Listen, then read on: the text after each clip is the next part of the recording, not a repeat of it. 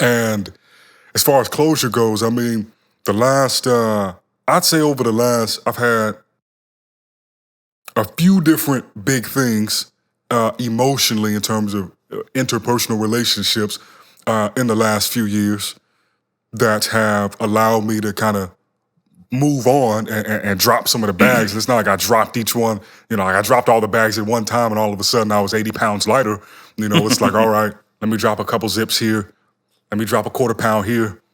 Let me drop a few bowls here, Now I'm just talking like my old ways. But I just wanted to run with it for a second. Any of y'all out here know what a bow is. But so the highlights that come to me in terms of interpersonal relationships, so my mom, I had a conversation with her around the same week or so that I moved into this particular house, just because growing up, me and my brother had a weird upbringing. We were bouncing back and forth between different caretakers, my great-grandparents, my mom for a little while, my pops, but it was like a ping pong thing. And long story short, my mom was absent from a large section of my upbringing. Like she was gone a little more than she was present for many, many years. And I didn't really realize the impact it had on me until I got much older. And as I was really sitting back and reflecting on the impact of that relationship, the most important relationship interpersonally with a woman that I ever had as a man, a boy, obviously when I'm born, baby boy, you grow up, adolescence, all of that. I hadn't really given that too much space or energy to see how it led to other issues or tendencies or attachment problems I had with other women in my life because I didn't have that solved at the root of my relationship with my mother. This same thing can happen a lot of times with women, with men, because of the relationship they may not have had with their father. And so having gained some additional clarity on that, one day we're just really chopping it up and we just kind of get into it and, bless her soul, she's very self-aware.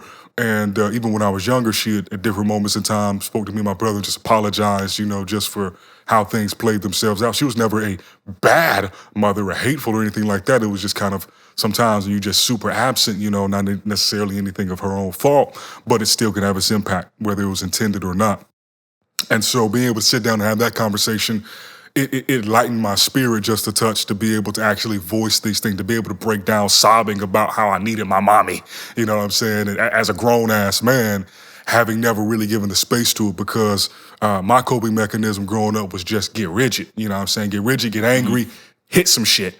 And, that works well for football, you know what I mean? But when you're no longer sanctioned to just run a niggas full speed day in, day out, be the hammer or be the nail on any given day, it's allowed and it's actually encouraged. It's rooted on, you know what I mean? Yeah. It can open doors for certain people.